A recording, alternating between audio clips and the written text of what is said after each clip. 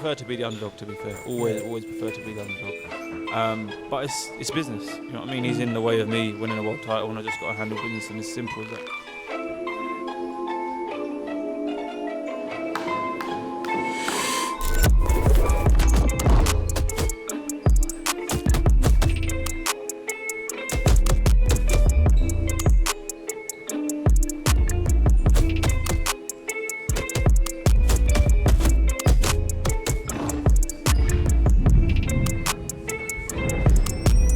There's no certain way I thought I'm going to go in there and do this, do that.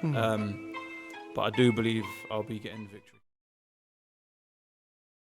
This is Al Foran for Oosh TV, here with the main man himself. The man who gave us an amazing night in Queens Yep. last July, Hamzah Sheeraz. Thank you, by the way, thank you so much. We're grateful for your time. No, I appreciate you guys, thank you. We understand it's, you're heading off tomorrow morning, so thank you so much, Hamzah.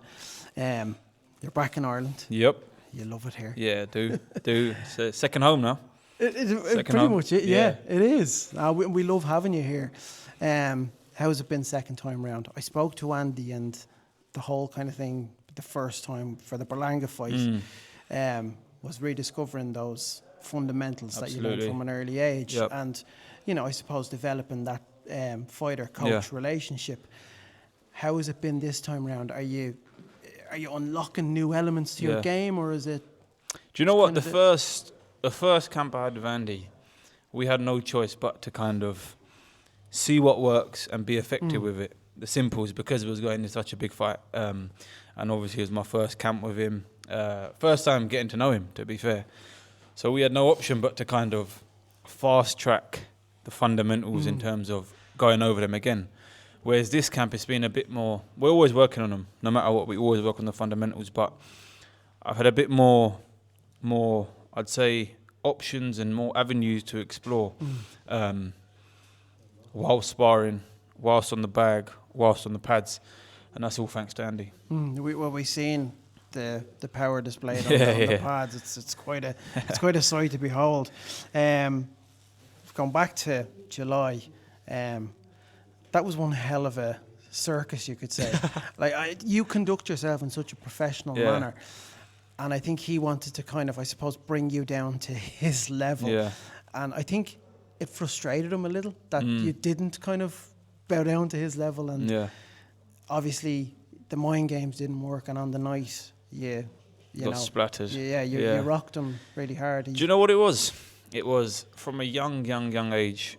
I always used to watch a lot of American boxing, always like the HBO 24/7s, and whatnot, and the whole kind of element of fighting in America, being a Brit fighting overseas, always stuck out to me. So the fight week when I was there, it was like I was just taking it all in. I wasn't listening to his bollocks. I was just taking it all in, and I was just in awe of kind of where I was. In all honesty, and that's the truth. That's the God's honest truth. And then before you know it, it was fight night, and I had a job to do, and I done exactly that. When you look back at it, do you find it a little entertaining, considering the fact that of the outcome of what happened? It's good to look back on, because I was so focused, I was so in my zone that you don't get to pick up all these things. Do you know what I mean? And now every day waking up and seeing the replays of the knockout, and still to this day it's getting views and going viral. Oh, it's great. Do you know what I mean? We were there live in person. It was fantastic. Yeah, it's good to be, I suppose you can say, a part of a little bit of history. This is huge next week. Obviously you're a Ring Magazine ambassador, and to be part of such a historic event, to be an integral part of such a big event, it's going to be unbelievable. Yeah. With the backdrop of the pyramids of Giza. Yeah. It's going to be, it's going to be crazy. And I was talking about this last week. I was saying, ever since His Excellency got involved in the sport of boxing, there's nothing that's been unimaginable to do. Yeah. Do you know what I mean? Like, there's no dreams big enough. Just massive credit and kudos to him for giving fighters such as myself the opportunity to fight in these, I'd say random, but in these historic areas. Yeah. That's a funny thing as well. We when we think of what he's contributed to boxing, he's obviously put on the best fights, but also he's really created the spectacle in that sense as well, hasn't he? Yeah, he has. What we're going to see next week. Do you know what I mean? Like, who would have thought I'd be saying I'm fighting for a world title in Egypt in front of the pyramids. Do you know what I mean? If you asked me that however many years ago, well, I'd never, ever imagine it. So, just blessed to say the least. Your opponent, Begic, undefeated. What have you kind of seen, in the camp from him? What do you know? I'll be honest with you, I didn't know who he was until they ordered the fight. And I see his name in the top 10 rankings. And he's the man in the way now. We've done a little bit of research, a little bit that's available online. But I really leave that to Andy and the team. Do you know what I mean? They, I'm experienced enough. I'd say I've been in the ring with enough styles. I've been boxing all over the world. I was in Los Angeles for however many years, sparring the best of the best out there. So once you reach a certain level of experience, there's not much that can phase you. And if you want to be a fighter who goes down in the history books, you have to adapt to these things. So I think it's a case of, once the first bell goes, just to work him out as quick as I can and then take him out. I actually watched your interview on the Ring magazine, and when a lot of people spoke about your fight against Berlango, people said, "Oh, what is he taking that fight for?" And now it's this fight. You did mention that a lot of people are saying, "Oh, well, this is too much of an easy fight." People can never. You can never win. No, you know what I mean. You can never find a medium there. Can you? I know, and it's one of them things, right? It was. I always prefer to be the underdog. To be fair, always prefer to be the underdog. But it's business. You know what I mean? He's in the way of me winning a world title, and I just got to handle business, and it's simple as that. All goes well next Saturday. There's obviously a lot of options for you beyond this fight. If get through this guy, is the Canelo and Mbili fight something that you're looking at? I think it's in September. Listen. God willing, inshallah, I'll get over. Saturday, I'll get the belt, and the options are endless. To be fair, the 168 division is a massive division. Great fighters, and I could easily get a unification, I reckon. I'll easily get that, whether that be against any of the other champions, Munguia, whoever it is. But one step at a time. One step at a time, absolutely. Next weekend is huge for you. And do you know why it's huge? May 23rd, right? Hamzah Sheeraz potentially could become the WBO super middleweight champion of the world. The following day, I don't know if you're getting a flight out, Selhurst Park. Crystal Palace versus Arsenal. Oh, isn't it the next day? Yeah. And then the day after that's my birthday. Yes. There you go. Do you know what I mean? So the 23rd, 24th and 25th of May could be 3 very important days. It could. For When's the Champions League final? That's the 30th of May. So it could be a great month. Do you know what I mean? It could be an unbelievable month. It could be a very, very... It could go down in the history books for me, for anyone, for Arsenal as well. So let's see how it goes. Just sticking to the football, how do you think things are going to go? We've a couple of crunch games left. I'm hoping we do it. Man City are chasing; they're doing well, aren't they?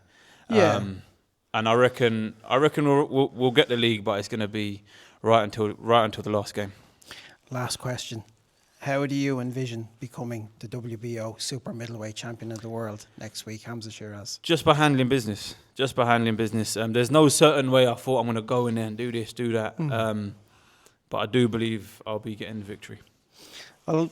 End with a couple of impressions. I did Mikel Arteta last time. For us, we have to look at Hamzah. He's a big talent. Like Declan Rice, who should win, in my opinion, Player of the Year.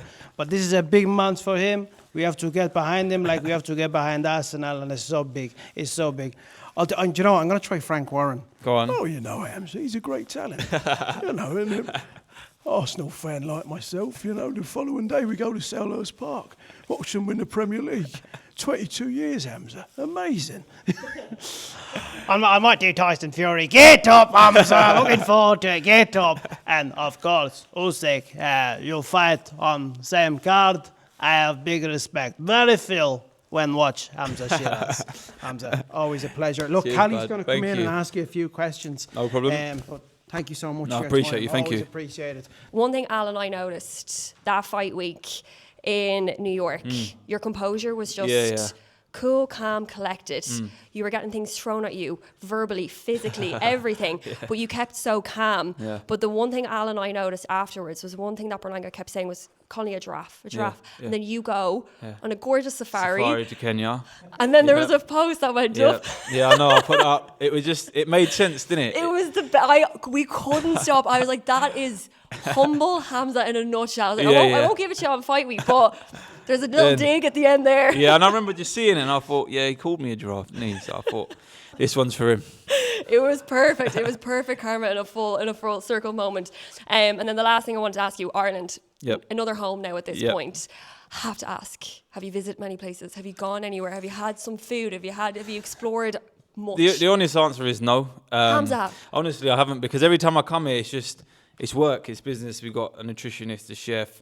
The whole team was here. So once we land, we kind of just do our job, and we're normally here for 8 weeks at a time. Yeah. So it's all about business. But who knows, in the future I could come and you just need to come for a little break, like go for a few hikes, like actually. Actually, we have been. Where did we go today? Kleiny, yeah, that was nice. That's a great viewing point up there as well. That was nice. Yeah, that's nice. But that's about as far as I've been. We can venture further next time. We'll do a full trip. Right, Al, that's it. You're done now with me. That's free. Okay, ready? 3, 2, 1. Oosh.